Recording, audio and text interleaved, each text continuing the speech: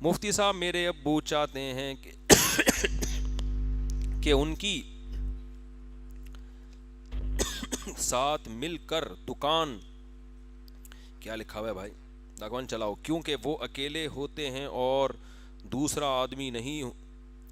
رکھتے، پیسے بچاتے ہیں، اور مجھے دکان پر جانا اچھا نہیں لگتا کیونکہ وہاں ایک انوائرمنٹ گالیوں والا، مار پیٹ والا ہوتا ہے، اور بے حد قسم کے عورتیں، پتہ نہیں کیا کیا لکھا ہوا ہے، بےہودہ قسم کی عورتیں، انگلش میں وہ رومن میں لکھا ہوا ہے نا، بےہودہ قسم کی خواتین عجیب عجیب لباس میں آتی ہیں اور ماحول اچھا نہیں ہوتا، اس لیے میں جانا چاہتا ہوں، اگر میں نے مانگ، کیا لکھا ہوا ہے یار بھائی، تو کیا گناہگار تو نہیں ہوں گا،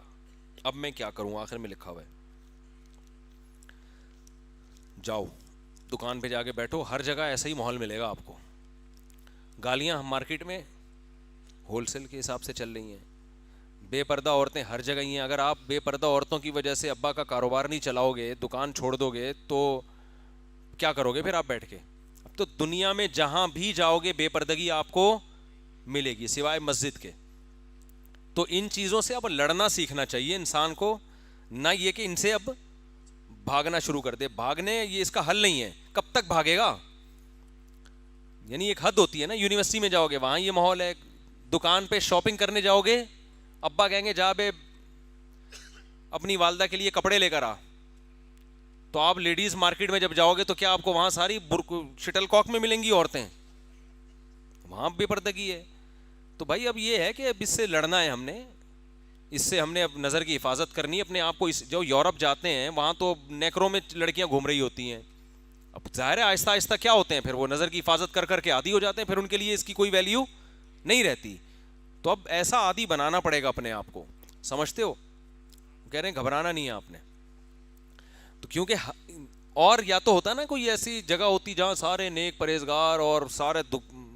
بازار بھی سارے نیک صحیح ہوتے، ماحول تو سب ایسے ہی چل رہا ہے، آپ ایئرپورٹ پہ جاؤ الگ ماحول ملے گا، اسٹیشن پہ جاؤ، ٹرین میں جاؤ الگ ماحول، ہر جگہ ہی عجیب سے ہی ماحول چل رہا ہے، تو اب ماحول سے لڑ نہیں سکتا آدمی، آپ نے سارے کام کرنے، اپنے آپ کو نظر کی حفاظت کا عادی بنانا ہے، تو یہ کرنا ہے، آپ بلا وجہ باہر نہ نکلیں، تو یہ بلا وجہ نہیں، دکان پہ تو ابو کو بیچاروں کی محنت ہے وہ ضائع ہو جائے گی، دکان بیٹھ جائیں دکان پہ جا کے، آپ گالیاں نہ دیں، صرف سننے پر اکتفا کریں آپ